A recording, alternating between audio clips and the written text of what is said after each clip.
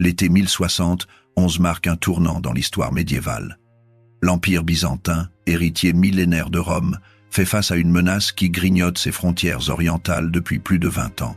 Les Turcs Seldjoukides, ces nomades venus des steppes d'Asie centrale convertis à l'islam, ont transformé leurs raids sporadiques en véritables campagnes de conquête. Leurs cavaliers légers parcourent l'Arménie et l'Anatolie orientale, pillant les villages, détruisant les récoltes, capturant des milliers de chrétiens pour les vendre comme esclaves sur les marchés de Bagdad. Constantinople vit dans l'angoisse. Les nouvelles qui arrivent de l'Est sont toutes plus alarmantes les unes que les autres. Césarée de Cappadoce, une ville majeure, est tombée. Les forteresses qui devaient protéger les provinces se rendent les unes après les autres. Les routes commerciales qui reliaient la capitale aux riches terres d'Arménie sont devenues mortelles. Les marchands n'osent plus s'y aventurer sans escortes armées, et même cela ne garantit rien. L'homme qui porte le poids de cette crise s'appelle Romain IV Diogène. Son ascension au trône 3 ans plus tôt ressemble à un conte des 1001 nuits, mais sa réalité est bien plus compliquée. Général aguerri, vétéran de multiples campagnes, il connaît la guerre comme personne, mais il n'est pas né pour régner. Il doit son pouvoir à un mariage stratégique avec l'impératrice veuve Eudoxie Makrembolitissa, la mère du jeune Michel Sept Doukas. Cette union a provoqué un scandale retentissant. Eudoxie avait juré sur les saints évangiles, devant le patriarche et toute la cour, qu'elle ne se remarierait jamais. Elle a brisé ce serment pour sauver l'Empire, convaincue que seul un chef militaire expérimenté pouvait repousser la menace turque. Mais ce mariage a créé des ennemis mortels. La famille Doukas, l'une des plus puissantes de l'Empire, n'a jamais accepté que ce parvenu prenne la place qui revenait légitimement au jeune Michel, héritier du défunt empereur Constantin Dix. Romain le sait. Il sent les regards hostiles dans les couloirs du palais impérial. Il entend les murmures lorsqu'il passe. Les Doukas attendent leur heure, guettent la moindre faiblesse, le moindre faux pas qui leur permettra de reprendre le pouvoir. Andronic Doukas, le plus ambitieux de cette famille aristocratique, ne fait aucun effort pour cacher son mépris. Il considère Romain comme un usurpateur, un soldat grossier qui n'a rien à faire sur le trône des Césars. Pour Romain, la solution est évidente. Il doit remporter une victoire éclatante. Une victoire qui légitimera son règne, qui fera taire ses détracteurs, qui prouvera à tous qu'il était bien l'homme de la situation. Une victoire qui mettra fin, une fois pour toutes, à la menace seldjoukide. Il a déjà mené plusieurs campagnes contre les Turcs depuis son accession au trône. Certaines ont connu des succès limités, d'autres se sont terminées sans résultat décisif. Mais en 1071, il voit l'opportunité qui l'attendait. Les Seldjoukides viennent de capturer 2 forteresses stratégiques, Manzikert et Arkesh, qui contrôlent les passages entre l'Arménie et l'Anatolie. Ces places fortes sont les verrous qui protègent les provinces byzantines. Leur perte ouvre un boulevard aux raids turcs. Romain négocie avec le sultan Alp Arslan et parvient à un accord. Il échange ces 2 forteresses contre Hiérapolis en Syrie, que les Byzantins avaient prises quelques années plus tôt. Le sultan accepte l'échange et continue sa route vers le sud, vers la Syrie, pour combattre ses vrais ennemis, les Fatimides du Caire. L'hiver 1060-1071 est consacré aux préparatifs. Romain ordonne la mobilisation de forces comme l'Empire n'en a pas vu depuis des décennies. Les messagers impériaux parcourent toutes les provinces, portant les ordres de conscription. Des tagmata, les régiments d'élite stationnés en Occident et en Orient, convergent vers Constantinople. Des contingents arrivent de toutes parts, troupes bulgares des Balkans, soldats arméniens qui connaissent parfaitement le terrain montagneux de leur patrie, guerriers géorgiens réputés pour leur bravoure. Mais l'armée byzantine régulière ne suffit pas. Romain fait appel aux mercenaires. Des Normands arrivent d'Italie du Sud, ces redoutables guerriers francs qui ont conquis les dernières possessions byzantines dans la péninsule. À leur tête se trouve Roussel de Bailleul, un aventurier ambitieux qui commande plusieurs centaines de cavaliers lourdement armés. Des Varègues, ces Scandinaves qui forment la garde personnelle de l'empereur, aiguisent leurs haches de bataille. Des Petchenègues, nomades des steppes récemment convertis au christianisme, apportent leur expertise de la cavalerie légère. La composition la plus controversée de cette armée concerne les Oghuz, des Turcs qui ont fui les Seldjoukides et offert leur service à Byzance. Ces cavaliers parlent la même langue que l'ennemi, connaissent ses tactiques, mais leur loyauté reste douteuse. Beaucoup à Constantinople murmurent qu'on ne peut pas faire confiance à des Turcs pour combattre d'autres Turcs. Les événements leur donneront raison. Au printemps, l'armée byzantine est enfin prête. Les historiens débattent encore de son effectif exact. Les sources byzantines parlent de 40 000 à 100 000 hommes, des chiffres probablement exagérés. Les estimations modernes suggèrent plutôt entre 40 000 et 60 000 soldats, ce qui représente déjà une force considérable pour l'époque. C'est l'une des plus grandes armées que Byzance ait jamais rassemblées. Le 13 mars 1071, Romain quitte Constantinople en grande pompe. Les cloches de Sainte-Sophie sonnent, bénissant cette expédition que beaucoup considèrent comme une croisade avant la lettre. L'empereur porte l'armure impériale, ornée de pourpre et d'or. À ses côtés chevauchent les généraux qui commanderont cette campagne. Nicéphore Brienne, l'un des commandants militaires les plus respectés de l'Empire, qui dirige les Tagmata d'Occident avec 15 000 hommes. Joseph Tarchagnotes, un autre général expérimenté, responsable d'un contingent important. Andronique Doukas, qui malgré son hostilité envers Romain, commande l'arrière-garde, le corps d'élite des archontes, et Nicéphore Basilakios, le duc de Théodosiopolis, qui connaît intimement les terres arméniennes où se déroulera la campagne. La marche à travers l'Anatolie prend des semaines. L'armée suit les anciennes routes romaines, traversant des plateaux arides et des montagnes escarpées. Le ravitaillement devient rapidement un problème.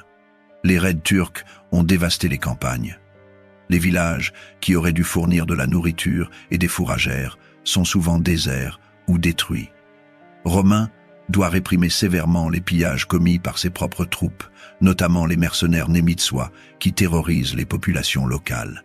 Fin juin, l'armée atteint Théodosiopolis, l'actuel Erzurum, au cœur de l'Arménie byzantine. C'est là que Romain finalise son plan de campagne. L'empereur ordonne à tous ses soldats de se munir de provisions pour 2 mois. Il sait que la région de Manzikert a été pillée à maintes reprises et ne pourra pas nourrir son armée. Pendant ce temps, il continue sa diplomatie avec Alp Arslan. Des ambassadeurs sont échangés. Le sultan, occupé au siège d'Alep en Syrie, semble sincèrement désintéressé par un conflit avec Byzance. Son objectif prioritaire reste la destruction du califat fatimide d'Égypte, ses rivaux dans le monde musulman. Romain interprète cette correspondance diplomatique comme une ruse. Il pense que le sultan cherche simplement à gagner du temps, à endormir la vigilance byzantine pendant qu'il prépare une offensive majeure. L'empereur décide de frapper le premier. Il ne sait pas encore que cette décision changera le cours de l'histoire. Début août, l'armée byzantine se met en marche vers Manzikert. La forteresse se dresse au nord du lac de Van, dans un paysage montagneux et aride. C'est une position stratégique qui contrôle les passages entre l'Arménie et les terres des Seldjoukides. Romain élabore un plan audacieux, diviser ses forces pour frapper simultanément 2 objectifs. La première colonne, commandée par Joseph Tarchagnotes, reçoit l'ordre de marcher vers le nord, en direction de Clia, une autre forteresse importante. Tarchagnotes dispose des meilleures troupes, les plus expérimentées, les mieux équipées. Son contingent comprend plusieurs milliers d'hommes d'élite et les mercenaires normands de Roussel de Bailleul. La deuxième colonne, dirigée par Romain lui-même, avec Nicéphore Brienne à ses côtés, se dirige vers Manzikert. Cette division des forces est une erreur stratégique majeure. Elle affaiblit considérablement l'armée principale, fractionnant la puissance byzantine au moment crucial. Mais ce n'est pas la plus grave des erreurs. Le pire reste à venir. À Kliat, quelque chose tourne mal. Les sources byzantines restent étrangement silencieuses sur ce qui s'est passé exactement. Les chroniques musulmanes parlent d'une victoire d'Alp Arslan, mais le sultan n'était pas censé être dans la région. Était-il revenu du siège d'Alep plus tôt que prévu? Tarchagnotes a-t-il été surpris par une embuscade? Ou s'est-il simplement retiré sans combattre? Cette dernière hypothèse est la plus troublante. Tarchagnotes était un général expérimenté, à la tête de forces considérables. Une défaite totale semble improbable. Certains historiens suggèrent qu'il a peut-être déserté, qu'il était peut-être lui aussi manipulé par les Doukas, cette famille qui attendait l'opportunité de faire tomber Romain. Quoi qu'il en soit, Tarchagnotes ne rejoint jamais l'empereur. Il bat en retraite vers l'ouest avec ses hommes, laissant Romain avec seulement la moitié de l'armée qu'il avait prévue. Pendant ce temps, l'empereur arrive devant Manzikert. Les soldats arméniens, particulièrement motivés à l'idée de reprendre leurs terres, lancent un assaut sans attendre les ordres de l'état-major. À la surprise générale, la forteresse tombe rapidement. C'est une victoire facile, trop facile. Romain s'installe dans la citadelle et attend des nouvelles de Tarchagnotes. Mais les jours passent sans qu'aucun message n'arrive. C'est seulement le 24 août que les éclaireurs byzantins rapportent une nouvelle terrifiante. Une armée turque massive approche. Alp Arslan n'est pas en Syrie. Il est ici, avec toutes ses forces. Le sultan a abandonné le siège d'Alep dès qu'il a appris que Romain marchait sur l'Arménie. Il a rassemblé ses troupes et s'est précipité vers le nord à marche forcée. La situation devient critique. Romain se retrouve avec une armée amputée de ses meilleurs éléments face à l'ensemble des forces seldjoukides. Mais reculer maintenant serait désastreux. Cela donnerait l'impression d'une fuite, d'une défaite sans combat. Ses ennemis à Constantinople en profiteraient pour le renverser. Il doit se battre. Il doit gagner. Il n'a pas le choix. Le 25 août, les contacts avec l'ennemi commencent. Des nuages de cavaliers turcs apparaissent à l'horizon, leurs silhouettes se découpant contre le ciel. Ce sont des éclaireurs, des archers montés, qui testent les défenses byzantines. Ils galopent vers le camp impérial, décochent leurs flèches, puis disparaissent avant que les Byzantins ne puissent riposter. Cette tactique de harcèlement est la marque de fabrique des peuples de la steppe. Les Turcs seldjoukides l'ont perfectionnée au cours 500e siècle de guerre dans les plaines d'Asie centrale. Leurs chevaux, plus petits mais plus résistants que les destriers byzantins, peuvent maintenir un galop pendant des heures. Leurs arcs courts, d'une puissance redoutable, permettent de tirer en pleine course, dans n'importe quelle direction. Un cavalier turc digne de ce nom peut décocher 20 flèches en 1 minute tout en galopant à pleine vitesse. Romain ordonne à Nicéphore Brienne de repousser ses harceleurs avec une petite force. Brienne s'exécute, mais les Turcs se replient aussitôt, les attirant loin du camp principal. L'empereur envoie des renforts sous le commandement de Nicéphore Basilakios, le duc de Théodosiopolis. Mais Basilakios commet une erreur fatale. Il poursuit l'ennemi trop loin. Les Turcs feignent une retraite désordonnée, l'attirant dans un piège soigneusement préparé. Soudain, des centaines de cavaliers surgissent de derrière les collines. Encerclant le contingent byzantin, Basilakios et ses hommes sont capturés avant d'avoir pu réagir. C'est un désastre. Non seulement Romain vient de perdre plusieurs centaines de soldats et un de ses généraux, mais l'ennemi dispose maintenant d'informations précieuses sur les forces byzantines, leurs dispositions, leurs faiblesses. La nuit du 25 au 26 août est terrible. Les Turcs continuent leur harcèlement, ne laissant aucun répit aux Byzantins. Des flèches sifflent dans l'obscurité, tuant des sentinelles, semant la panique parmi les chevaux. Les soldats n'osent pas dormir, craignant une attaque massive à tout moment. Les mercenaires oghouses commencent à déserter. Ces Turcs qui servaient dans l'armée byzantine voient leurs compatriotes de l'autre côté et réalisent qu'ils se battent contre leur propre peuple. Par petits groupes, ils s'éclipsent dans la nuit, rejoignant le camp d'Alp Arslan. Le moral des troupes s'effondre. Les soldats murmurent que cette campagne est maudite. Les signes de mauvais augure se multiplient. La disparition de Tarchagnotes, la capture de Basilakios, la désertion des oghouses. Certains commencent à accuser Romain d'avoir mené l'armée dans un piège. D'autres chuchotent qu'Andronique Doukas et ses partisans sabotent délibérément l'expédition. Le 26 août 1060, 11 se lève sur un paysage de désolation. L'armée byzantine, épuisée par une nuit sans sommeil, forme les rangs devant Manzikert. Romain sait qu'il doit livrer bataille aujourd'hui. Reculer maintenant serait catastrophique. Les Turcs les harcèleraient pendant toute la retraite, transformant le retrait en déroute. Il faut un affrontement décisif. L'empereur organise son armée selon le modèle byzantin traditionnel.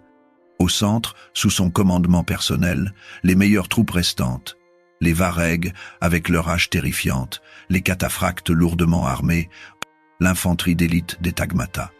Sur l'aile gauche, Nicéphore Brienne avec les tagmatas d'Occident, environ 15 000 hommes. Sur l'aile droite, Théodore Aliathès, un général moins connu mais fiable. Et à l'arrière-garde, séparé du corps principal, Andronique Doukas avec les archontes, le corps d'élite réservé à l'aristocratie byzantine. Cette position de l'arrière-garde est cruciale dans la tactique byzantine. Leur rôle est de couvrir le corps principal, de repousser les attaques sur les flancs et l'arrière, et surtout de sécuriser toute retraite si elle devenait nécessaire.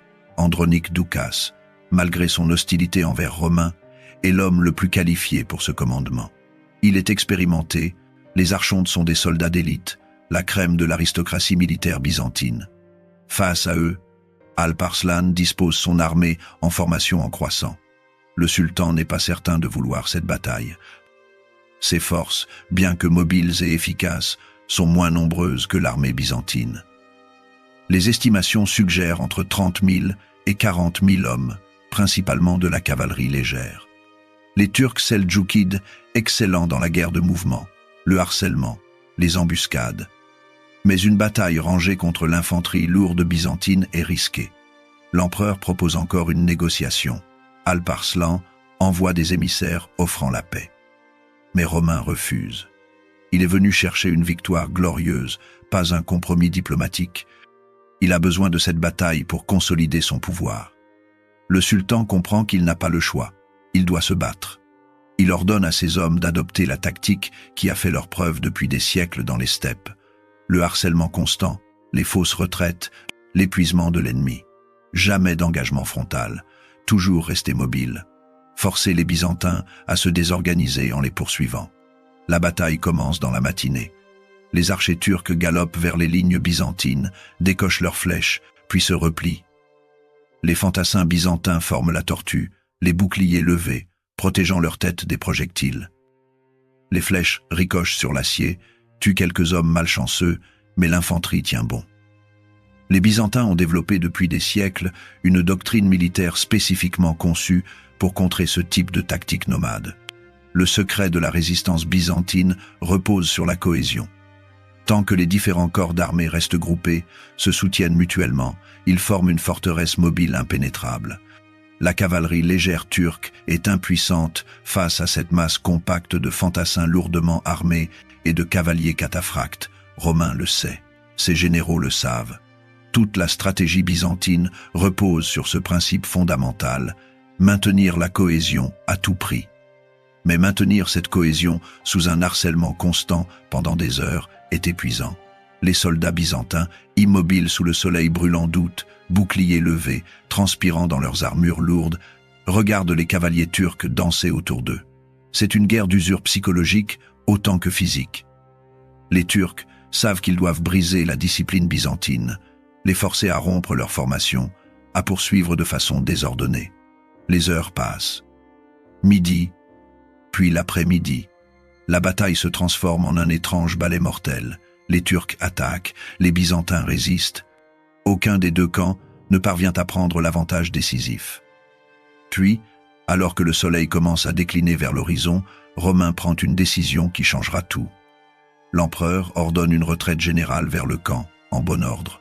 Ce n'est pas une fuite, c'est une manœuvre tactique classique, ramener les troupes épuisées à l'abri des fortifications, leur permettre de manger, de boire, de se reposer, avant de reprendre le combat le lendemain.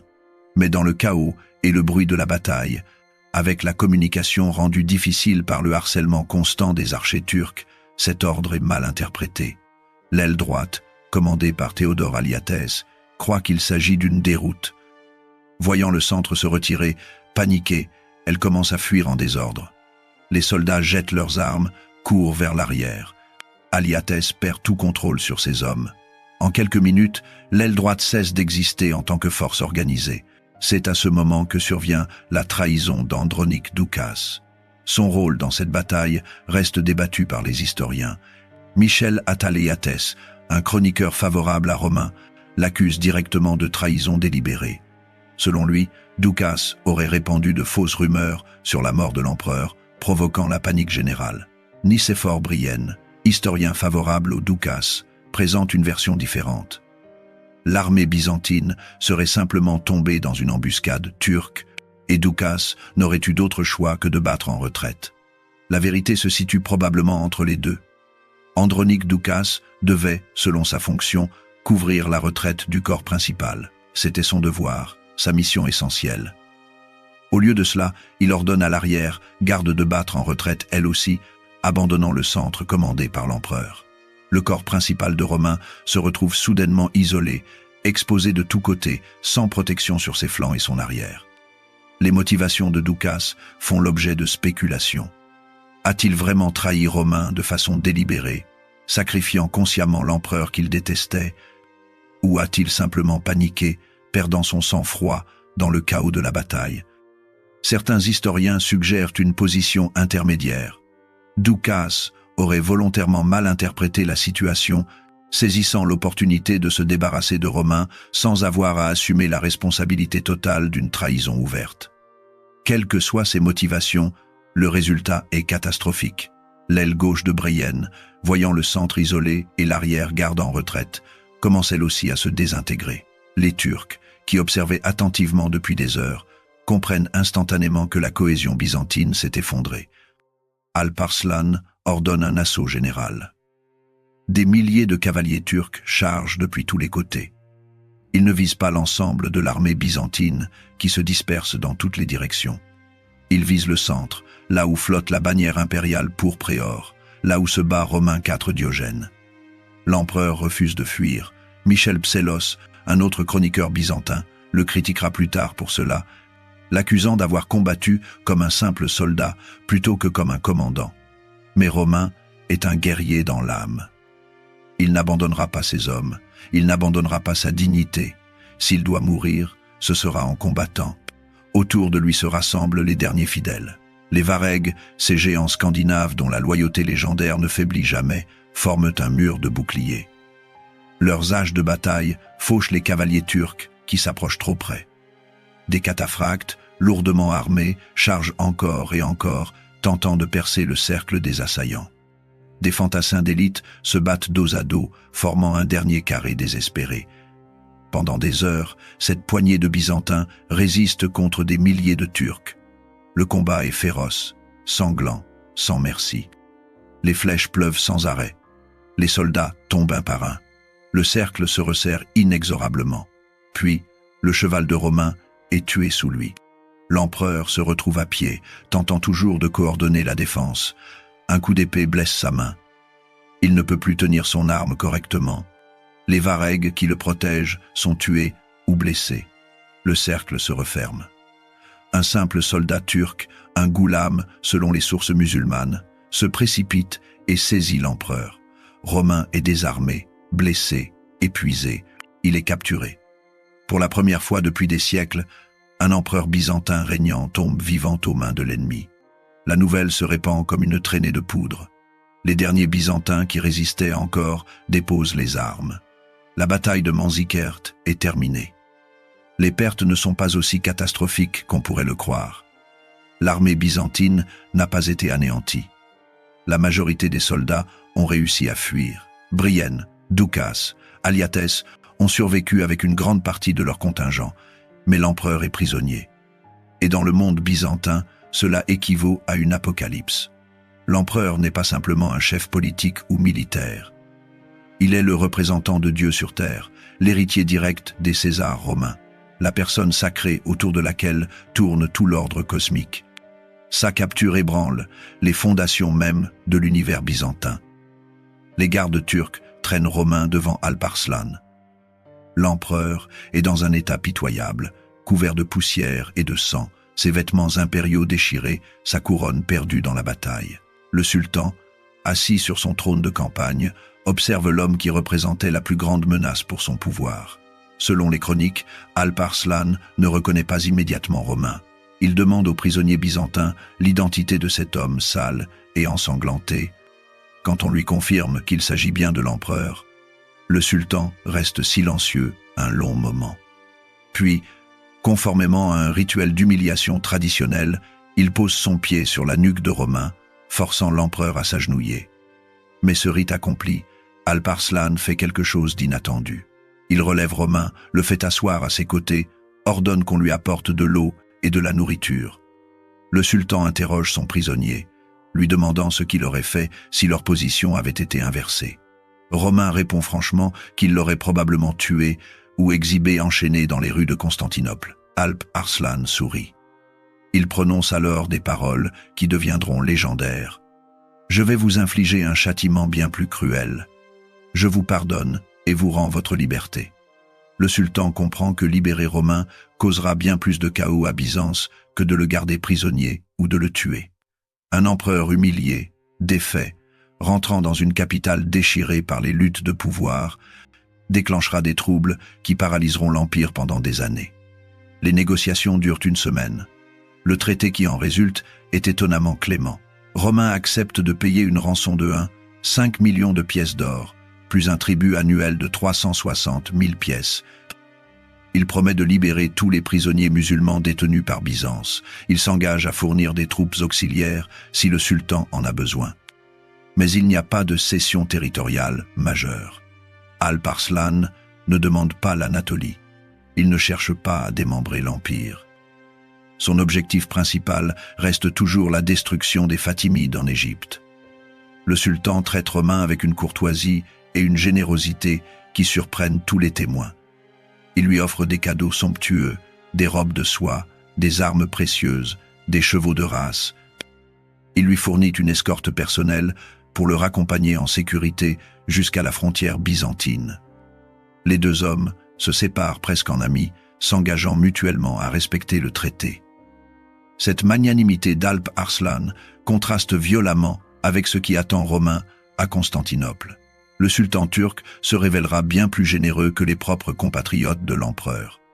Pendant que Romain négocie sa libération, Constantinople plonge dans le chaos. Les nouvelles de la bataille arrivent de façon fragmentaire, contradictoire.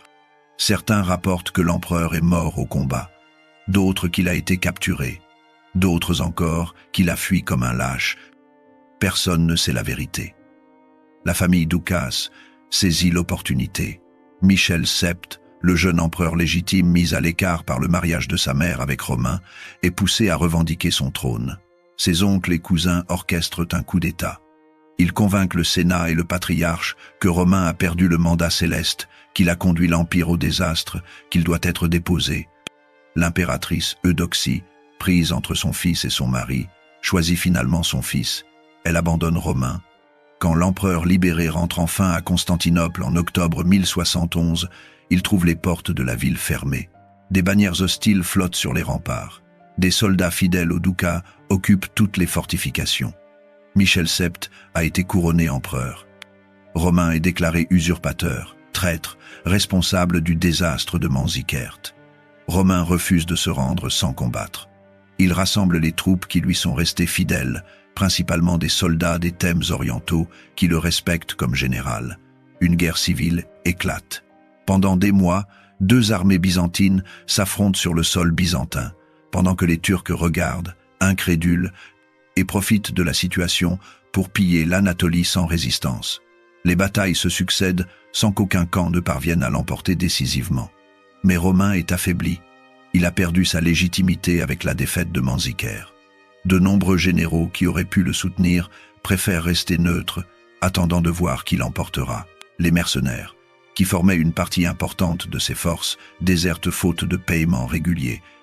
Finalement, en juin 1072, Romain est trahi une dernière fois. Des officiers qu'il croyait fidèles le capturent pendant son sommeil et le livrent aux Doukas. Les vainqueurs ne montrent aucune pitié. Romain est emmené dans un monastère isolé. Là, sous les ordres de Michel Sept, des bourreaux lui crèvent les yeux avec des fers rouges. L'aveuglement est une pratique courante dans l'Empire byzantin pour neutraliser les rivaux politiques.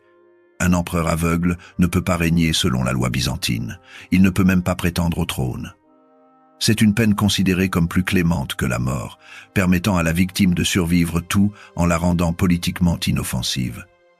Mais la mutilation de Romain est effectuée avec une cruauté exceptionnelle. Les bourreaux utilisent des méthodes délibérément brutales. Au lieu d'employer un médecin qualifié qui aurait pu minimiser les dégâts, ils font appel à un boucher incompétent ou peut-être sadique. Les fers chauffés à blanc sont enfoncés profondément dans les orbites oculaires de Romain. Ils ne se contentent pas de détruire les yeux. Ils brûlent les paupières, les tissus environnants, une grande partie du visage. Les plaies s'infectent immédiatement. Dans l'univers médiéval sans antibiotiques, sans anesthésie, sans analgésiques efficaces, La douleur est indescriptible. Romain, autrefois l'homme le plus puissant du monde chrétien, gît maintenant dans un monastère sombre, aveugle, défiguré, agonisant. Il survit quelques jours dans d'atroces souffrances, puis succombe à l'infection. Michel VII ordonne des funérailles discrètes. Romain IV Diogène, empereur de Byzance pendant 3 ans, vainqueur de multiples batailles contre les Turcs, est enterré presque en secret, comme un criminel. Aucune cérémonie officielle, aucune commémoration. Les Doukas tentent d'effacer son nom de l'histoire, de faire comme s'il n'avait jamais régné. Mais ils ne peuvent pas effacer les conséquences de leurs actions. La guerre civile qu'ils ont déclenchée a laissé l'Anatolie sans défense pendant des mois cruciaux. Les Turcs seldjoukides, qui auraient pu respecter le traité signé par Alp Arslan, voient dans ce chaos une opportunité inespérée. Alp Arslan lui-même ne profite pas de sa victoire. En 1072, à peine 1 an après Manzikert, il est assassiné lors d'une campagne en Transoxiane. Mais son fils et successeur, Malik Shah, hérite d'une situation stratégique extraordinaire. L'Anatolie, grenier à blé de Byzance, réservoir de ses meilleurs soldats, cœur économique de l'Empire, est désormais ouverte à la conquête. Les Turcomanes, ces nomades qui suivent les armées seldjoukides, commencent à s'installer en Anatolie par milliers. Ce ne sont pas des invasions au sens classique, pas des armées organisées qui prennent des villes. C'est une migration progressive, insidieuse, irrésistible. Des tribus entières traversent la frontière avec leurs troupeaux, leurs familles, leurs tentes. Ils s'installent dans les vallées abandonnées, les plateaux désertés par la guerre civile.